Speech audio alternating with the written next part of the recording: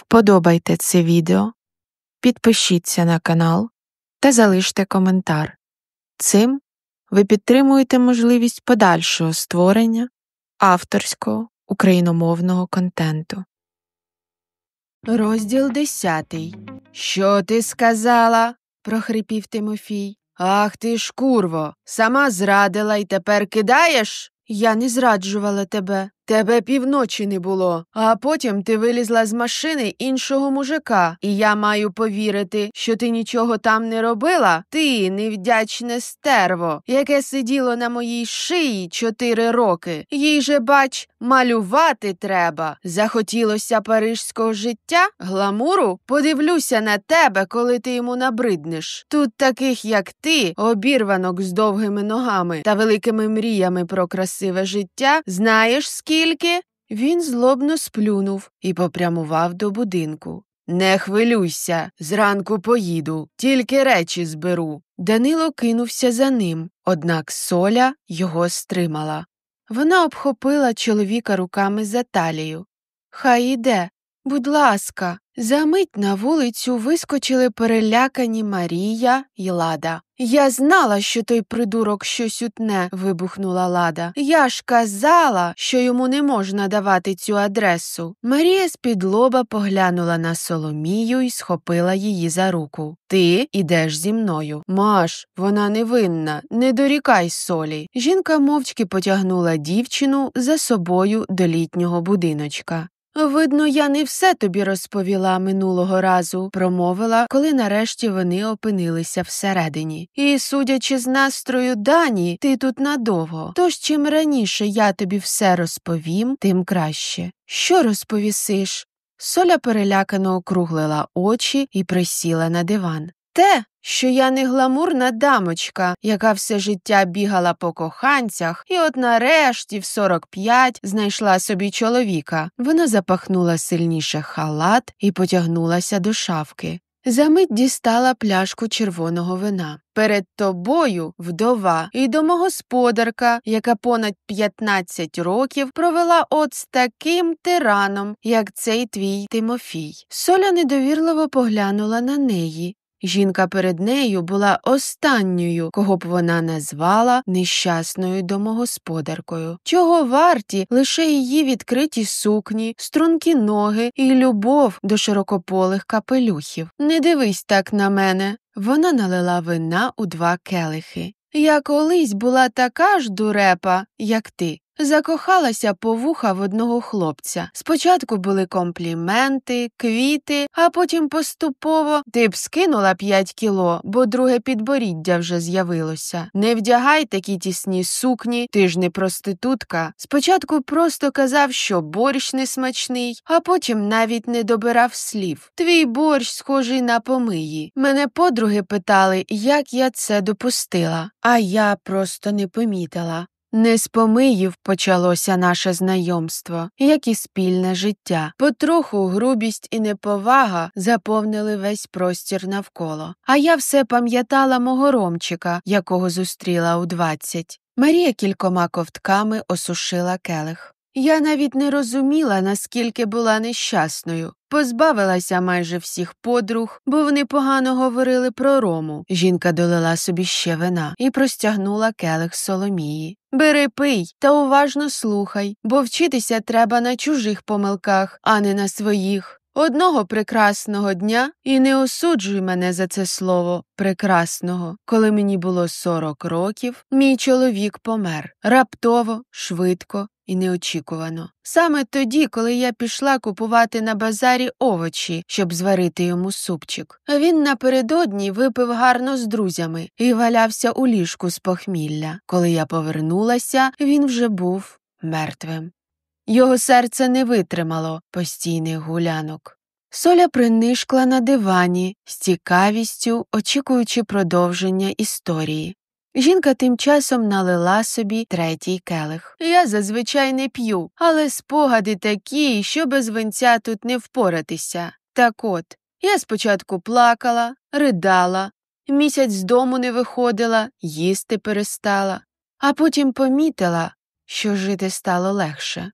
що мене перестали принижувати, і супчики нікому готувати не треба, і критику у свою сторону цілодобово слухати, що вільні гроші можна витратити на подорож чи на гарну сукню, а не на ремонт його авто чи алкоголь. І я взялася за себе і за рік стала лялечкою. Ще 3 роки просто відпочивала, їздила по світу, навчалася, завела багато корисних знайомств, читала книги. І лиш потім я зустріла мого Жанчика. І то довго не хотіла з ним серйозних відносин. Та він полонив мене своїм коханням. Жінка щасливо посміхнулася.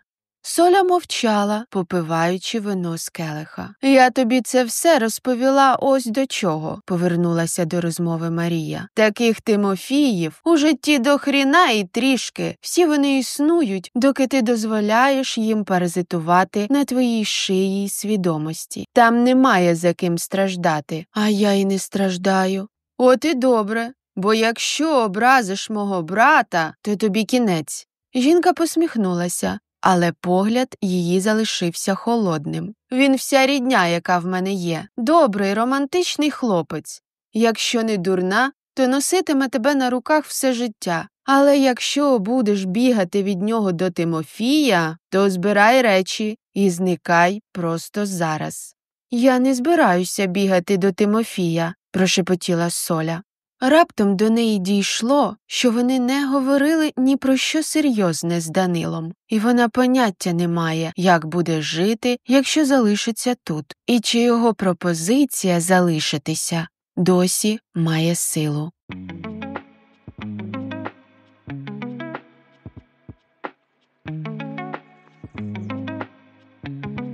Розділ 11.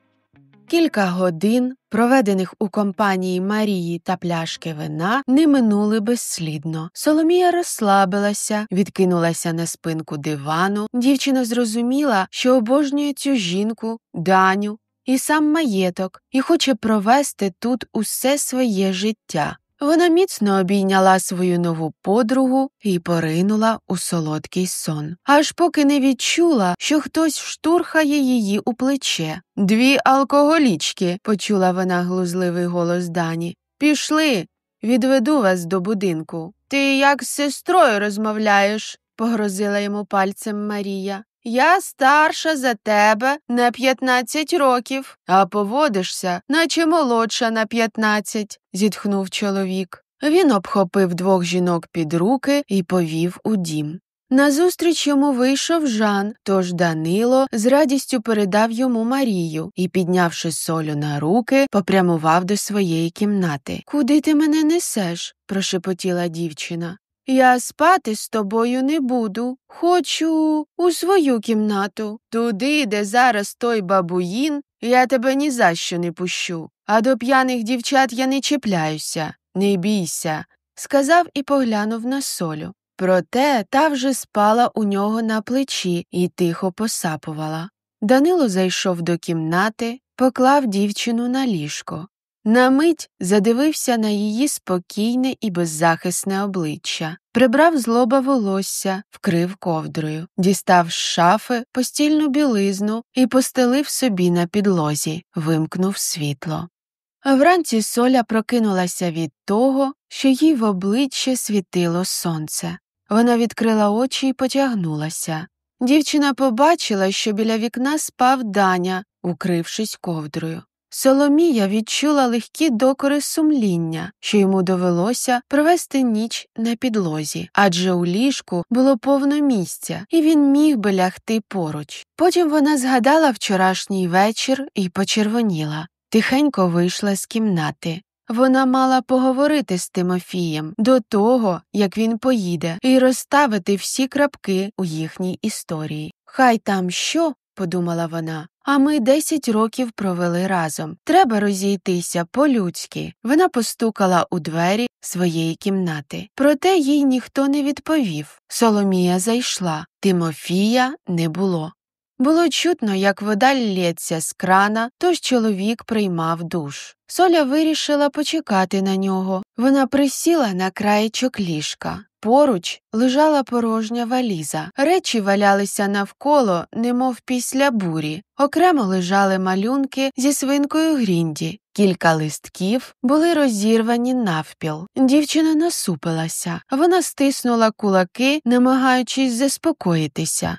«Йому просто боляче», – подумала вона. «Я намалюю нові». Раптом телефон, який лежав на тумбочці, завібрував. Соля повернула голову і автоматично потягнулася до нього. На екрані висвітилося «Сонечко».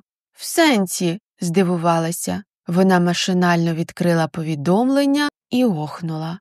«Я весь час думаю про тебе. Так добре мені ні з ким не було. Приїзди, повторимо». «Якого хріна ти читаєш мої повідомлення, Солю?» – вигукнув Тимофій. Вона не помітила, як чоловік вийшов з ванної кімнати. Він вирвав телефон з рук дівчини і загрозливо насунувся на неї. «І ти смієш мені це казати? Ти мене зрадив і влаштував тут скандал, наче був ідеальним хлопцем, а я знайшла собі іншого». «Бо таки знайшла».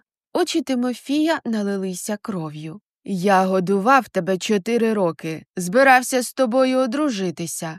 А ти поїхала в Париж і стрибнула у ліжко до першого зустрічного». «Та що ти кажеш?» – Соломія перейшла на крик. «Щоб ти знав, між мною і Данею нічого не було, в той час, як ти комусь робив там дуже добре. А я хотіла, зрозумів і хочу. Коли ти поїдеш, в нас з Данею буде багато сексу». Тимофій побагровів. Він стиснув руки в кулаки. Дівчина мимоволі зіщулилася і закрила обличчя руками. Раптом вона почула якийсь шум навколо. Соломія обережно поглянула й охнула. Данило разом з Жаном тримали за руки Тимофія. «Відпустіть мене!» – гарчав він. «Я зараз морду розмалюю тій шльондрі, тільки пальцем її торкнися», – прошипів Данило. «Я тобі самому розмалюю. І не тільки її. Обручку поверни, сука, та подавися». Соломія зняла з пальця обручку і кинула в обличчя Тимофію. «Подаруй це наступній дурепі, яка буде терпіти тебе». Чоловік хотів кинутися в її сторону, однак глянув на Даню з Жаном і передумав. «Відпустіть, я сам піду». Чоловіки перестали його тримати, однак насторожено очікували, що він знову кинеться битися. Тимофій підібрав обручку з підлоги і поклав її у кишеню. Витягнув з шафи дорожню сумку, почав збирати речі. У кімнаті панувала відносна тиша. Всі мовчки стояли і напружено чекали, що буде далі. Він же обсмикнув свого светра, зневажливо поглянув у бік Солі і, піднявши сумку, вийшов з кімнати. Дівчина полегшено видихнула. Вона присіла на ліжко і поглянула на Даню. «Що ти чув з нашої розмови?» «Майже нічого», – байдуже промовив Данило. «Я забіг в останню мить, коли він хотів тебе скривдити». Соля полегшено зітхнула, поглянула на Даню. Жана в кімнаті вже не було. Чоловік ввічливо зник, щоб не заважати їм розмовляти. «То наш тиждень в Парижі продовжується?» – посміхнувся Даня. «Мабуть, не лише тиждень». Соломія насторожено поглянула на чоловіка. «Ой, ні!» – Данило театрально схопився за голову. «Так багато сексу я можу не витримати. Ти ж казав, що нічого не чув». Щоки Соломії почервоніли, як стиглі помідори. Вона закрила обличчя руками. Тим часом Данило згріб її в обійми, цілуючи в маківку і сміючись. «Добре, що цей придурок поїхав. Скоро я також муситиму повертатись в Україну. Він, мабуть, викине всі мої речі на смітник». «Не муситимеш». Данило міцніше стиснув Солю в обіймах і знову поцілував у волосся. «А речі я тобі нові куплю. Ще краще, ніж були».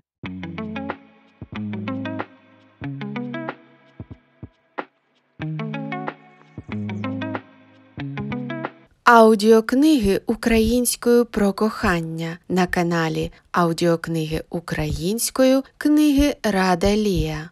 Розділ 12. «У мене для тебе сюрприз», – промовив Даня. Він стояв у дверному отворі до кімнати Соломії і загадково посміхався. «Який сюрприз?» обережно запитала дівчина. На те він і сюрприз, тож давай збирайся і поїдемо. Але я обіцяла допомогти Ладі з запрошеннями, заскиглила дівчина. Вона ж розраховує на мене. Ой, зітхнув чоловік, як повернемося, то вдвох усе зробимо, що там треба. В 4 руки, я обіцяю.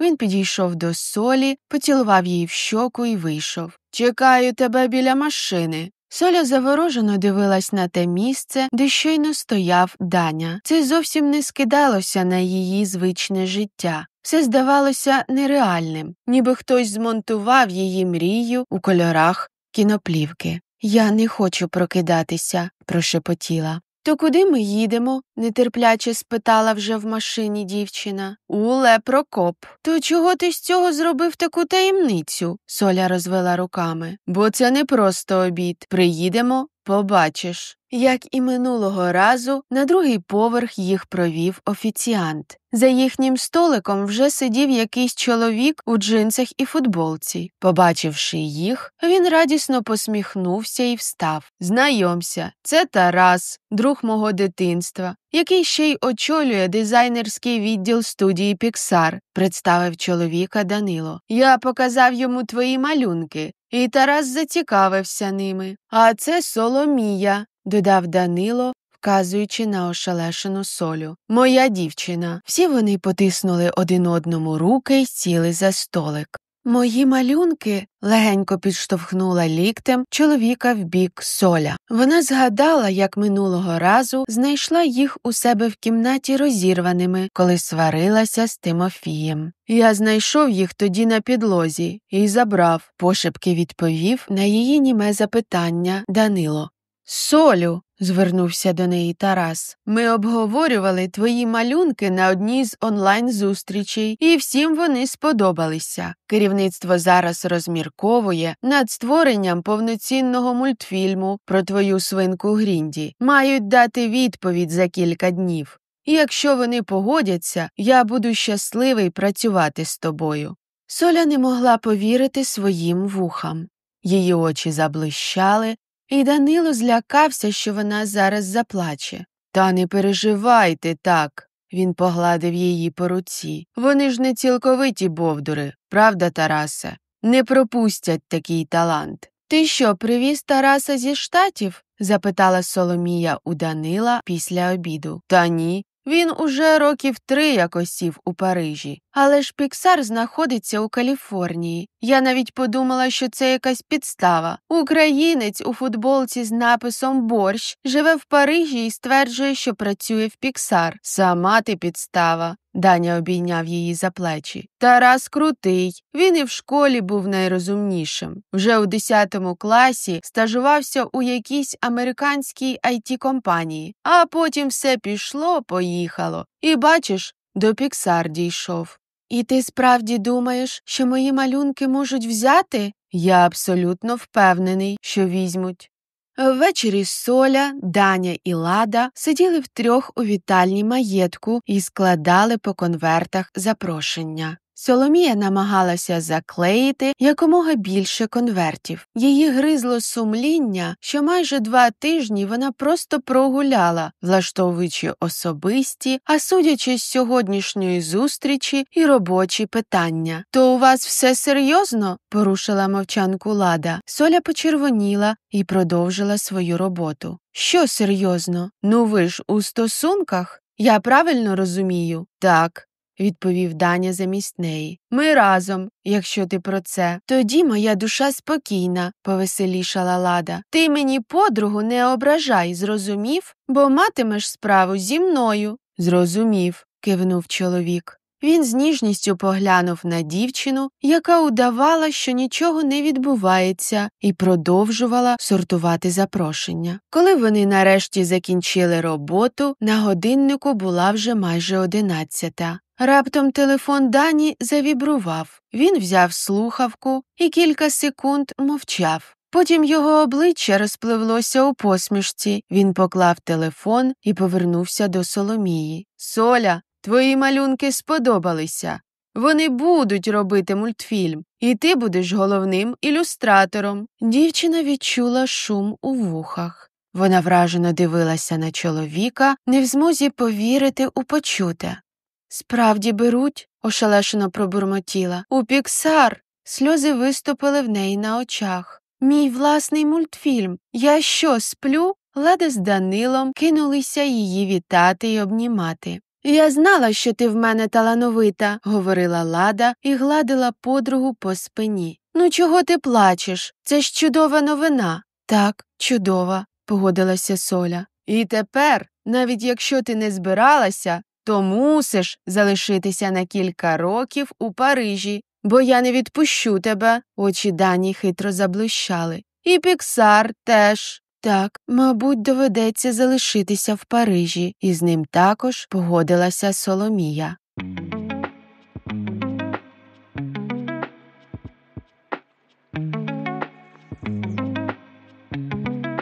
Розділ 13.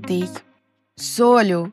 Данило забіг до кімнати і присів на край ліжка. Його очі світилися від радості. «Що таке? Щось сталося?» Соломія терла руками очі, намагаючись прокинутися. «Так, сталося». Даня обхопив руками її обличчя і поцілував. «Ти тепер залишаєшся в Парижі, тут, зі мною. І це треба відсвяткувати. Тож я запрошую тебе на виставку сучасного мистецтва. І на обід. Збирайся. Я чекаю на тебе внизу».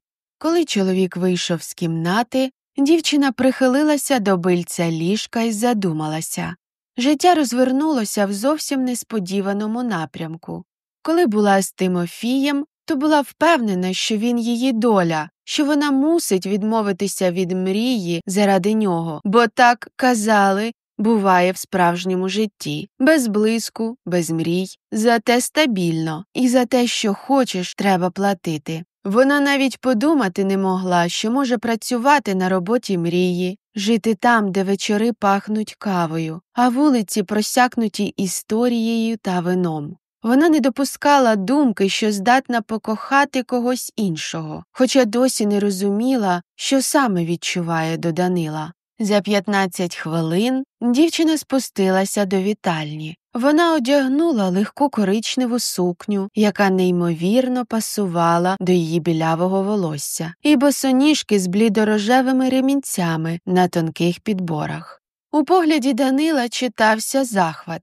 Чоловік взяв Солю за руку і повів до машини. «Даня», – промовила тихо Соломія, коли вони сіли в авто, – «скоро весілля Марії, і я маю вирішувати, що робити далі». «А хіба ми вже все не вирішили?» – Данило звів брови на переніссі. «Ти залишаєшся в Парижі, щоб співпрацювати з Тарасом на студії Піксар. Мені не обов'язково для цього лишатися тут. Навіть більше, мені комфортніше буде повернутися в Україну і працювати віддалено». Данило насупився, задумався, але не став більше нічого казати. Соля відкрила вікно, намагаючись якомога глибше вдихнути. Горло ніби здавило кліщами. У грудях все зім'ялося в тугий вузол. Хотілося плакати. Натомість вона отримала потік задушливого повітря, в якому вже не відчувалося травневої чистоти й прохолоди.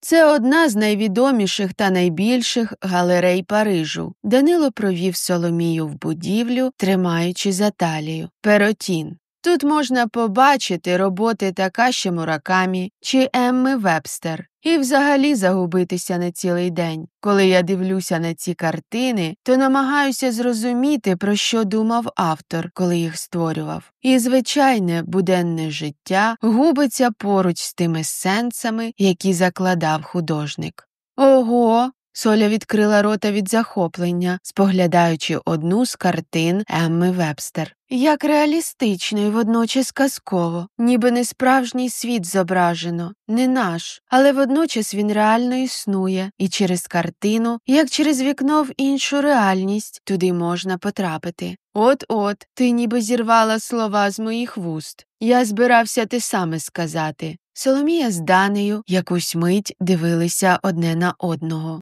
«Солю, у мене відчуття, неначе вперше мене повністю розуміють, не осуджують і реально чують». Чоловік стиснув долоню дівчини. Години 3 вони гуляли галереєю. Соломія ніколи раніше не бувала в подібних місцях і просто насолоджувалася красою. Якщо поїду, то обов'язково збережу в пам'яті це місце. Не зголодніла, бо я дуже голодний. Може, поїдемо кудись? Соля кивнула. Про що ти думаєш? Спитав він її, коли вони вже їхали в авто. Солю, ти чуєш мене? А? Вибач, задумалася. Давай не будемо нікуди їхати, раптом попросила. Давай поїмо у маєтку. Хочеться запам'ятати його на випадок, якщо вже ніколи туди не повернуся. Як скажеш, чоловік знову насупився. Солю, ну що за настрій? Що ти вигадуєш? Це маєток Марії. Ми ще не один раз туди приїдемо. Соля у відповідь мовчала. Вона не мусила їхати. Однак виникало відчуття, що Данило мав попросити її залишитися не на тиждень, а назавжди. Вона так звикла, що Тимофій вказує, де їй бути і що робити, що тепер ніби права не мала вирішувати сама, не дозволяла собі. Коли вони під'їхали до маєтку, Соля видихнула з полегшенням. Чомусь саме тут вона почувалася, як удома. Будинок потопав у зелені дерев, навколо буяли клумби з синіми ірисами та яскраво червоними півоніями й трояндами. Всюди відчувався п'янкий запах квітів. «Давай щось візьмемо і посидимо отам, на траві». Дівчина показала рукою на місце біля літнього будиночка. Данило з Соломією, наче два підлітки, забігли на кухню будинку і прокралися до холодильника. «От я безсовісна», – раптом проговорила Соля, схопивши Даню за руку. «Навіть в останній день перед весіллям я нічим не допомагаю Марії». «Ти почесний гість у цьому домі, а не робітник», – зауважив чоловік, жуючи шматок сиру, який щойно дістав з холодильника. «Ти не маєш нічого робити. Коли Лада сказала, що з нею приїде подруга, ніхто не очікував, що ця подруга також буде готувати весілля. Так що розслабся». Вони набрали сиру, овочів, зелені, 2 пляшки вина й шоколадку та попрямували до літнього будиночка. Данило виніс ковдру, і вони вмостилися на траві. Соля зняла босоніжки і з полегшенням видихнула. Вона простягнула ноги, торкаючись ступнями прохолодної травички, і підняла обличчя до сонця. «Не пам'ятаю, коли востаннє так відпочивала». Вона взяла запропонований Данею келих вина і почала калатати його всередині. «Подобається, як сльози ангела стікають по краях келиха», – відповіла на німе запитання чоловіка.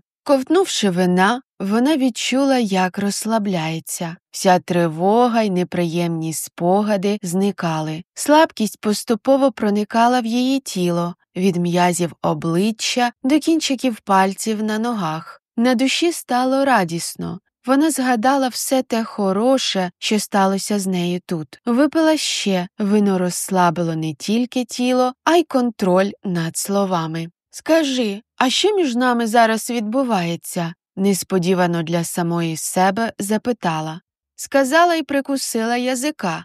Данило здивовано поглянув на неї. «Я знаю, що питання дивне», – поспішила додати дівчина. «Я 10 років була у стосунках, і на той момент прийнято було офіційно пропонувати зустрічатися. Як зараз це робиться, я не знаю. Та хотілося б точно розуміти ступінь серйозності того, що є між нами». Чоловік не встиг відповісти, як пішов дощ. Важкі теплі краплі полилися з неба, одяг вмить став мокрим. Даня з Солею швидко піднялися, підхопили ковдру і їжу і помчали до будинку, забігли всередину. «Ой, а босоніжки! Та хрін з ним! Заберу, коли дощ закінчиться». Вона, сміючись, притулилася спиною до стіни. Даня трусив волоссям, краплі стікали по його обличчю. Він підійшов до Солі. «Мені треба ще випити». Дівчина перелякано кинулася до столика з недопитою пляшкою. Зробила величезний ковток. Коли вона повернулася, то стикнулася з Данею. Вони стояли й дивилися, відчуваючи дихання одне одного. «Ти хочеш, щоб я офіційно попросив тебе зустрічатися? Я не знаю». Але інакше чого мені лишатися в Парижі? Солю, ти будеш моєю дівчиною? Соля заклякла, наче язик перестав слухатися. Всередині все стиснулося. Я, повторювала вона. Вона не могла вимовити ні слова. Серце гупало десь у горлі. Солю? Так, я буду твоєю дівчиною. Вона видихнула і кинулася в обійми Данила. Чоловік ніжно поцілував її у скроню, потім у волосся, розстібнув верхній гудзик сукні. Соломія кивнула. Замить сукня ковзнула з плечей і тихо впала до ніг. Данило стягнув з себе футболку, підняв Солю на руки, мов найдорожчий скарб, і поніс її у спальню.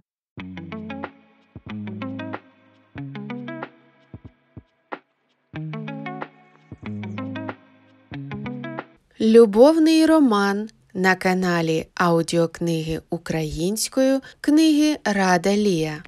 Розділ 14. О Боже, Даня, ми спізнилися. Соля відчайдушно трусила за плече чоловіка. Потім вскочила з ліжка, підхопивши свою коричневу сукню з підлоги. Бляха, весілля! Швидко вдягайся! Соломія кинула Данилу його штани й футболку. Марія нам не пробачить, якщо ми спізнимося на церемонію. За кілька хвилин вони вибігли з будинку і якраз вчасно.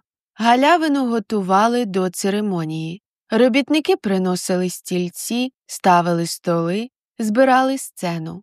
У будинку панував абсолютний хаос. Лада з кількома служницями збирали квіти, формували букети і виставляли їх на поріг для робітників. Вони мали прикрашати ними прохід, яким йтиме наречена. Одягнений у костюм Жан стояв біля кухні.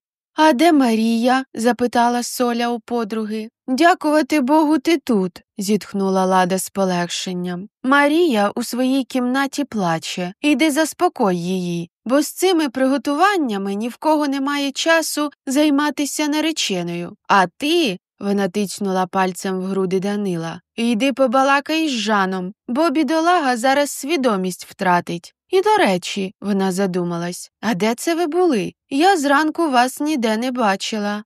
Даня з Соломією удали, що не почули її запитання. Дівчина побігла на другий поверх, постукала у двері. «Можна?» У відповідь тиша. Вона наважилась і зайшла. Марія сиділа за столиком біля дзеркала і пила вино ковтками. «Маш, ти що робиш?» Соля підскочила до неї і забрала пляшку. «Напиватися перед весіллям? Та й що це ти надумала? У вас же все добре з Жаном, так?» Марія кивнула. Вона знов потягнулась до вина. Ні, давай ти мені спочатку поясниш, чого це ти в день весілля тут пиячиш, а потім вже вирішимо, що з цим робити». «Я боюсь», – прошепотіла Марія. Вона знизала плечима і опустила очі. «Просто боюсь». «Але ж Жан тебе не ображав?» – здивувалася Соля. «Чого саме ти боїшся? Я чогось не знаю?» «Не ображав», – погодилася жінка. «Однак Ромчик також спочатку мене не ображав, а потім життя з ним перетворилося на пекло». Очі Марії заблищали. «Я боюсь». «Що ти?» – Соля підскочила до неї. «Припини. Он дивись, який в мене хлопець був. А тепер я з Данею. І ти, як ніхто, маєш знати, що він геть інший і не образить мене. Так і з Жаном. Це інший чоловік. Він не буде поводитися, як Роман. Він добрий і любить тебе. А ти своїми істериками довела чоловіка, що він переляканий стоїть біля кухні в шоковому стані. Мабуть, боїться, що ти кинеш його в день весілля.